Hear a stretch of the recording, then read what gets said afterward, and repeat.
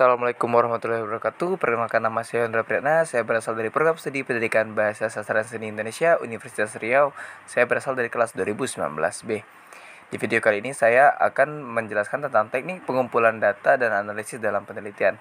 Dan kali ini saya menggunakan teknik wawancara.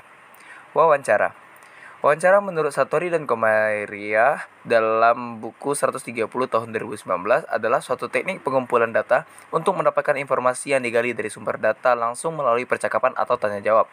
Menurut Sugiono dalam buku 194 tahun 2010 menjelaskan bahwa wawancara digunakan sebagai teknik pengumpulan data apabila peneliti ingin melakukan studi pendahulu untuk menemukan permasalahan yang harus diteliti dan juga mengetahui hal-hal dari responden yang lebih mendalam dan jumlah responden kecil atau sedikit.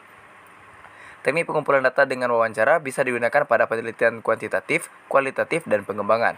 Wawancara lebih sering digunakan dalam penelitian kualitatif. Dalam penelitian kuantitatif, wawancara lebih sering digunakan untuk studi pendahuluan dalam menemukan permasalahan yang akan diteliti. Dalam penelitian kualitatif, wawancara bersifat mendalam karena ingin mengeksplorasi informasi secara holistik dan jelas dari informan. Wawancara terstruktur. Wawancara ini digunakan sebagai teknik pengumpulan data. Bila peneliti atau pengumpul data telah mengetahui dengan pasti tentang informasi apa yang akan diperoleh dalam melakukan wawancara, pengumpulan data telah menyiapkan instrumen penelitian berupa pertanyaan-pertanyaan tertulis yang alternatif jawabannya pun telah disiapkan. Setiap responden diberi pertanyaan sama dan mengumpul data mencatatnya. Dalam melakukan wawancara, selain harus membawa instrumen sebagai pedoman untuk wawancara, maka mengumpul data juga dapat menggunakan alat bantu seperti tape recorder, gambar, brosur, dan material lain yang dapat membantu pelaksanaan wawancara menjadi lancar. Wawancara tidak terstruktur. Wawancara tidak terstruktur adalah wawancara yang bebas di mana peneliti tidak menggunakan pedoman wawancara yang telah tersusun secara sistematis dan lengkap untuk pengumpulan datanya.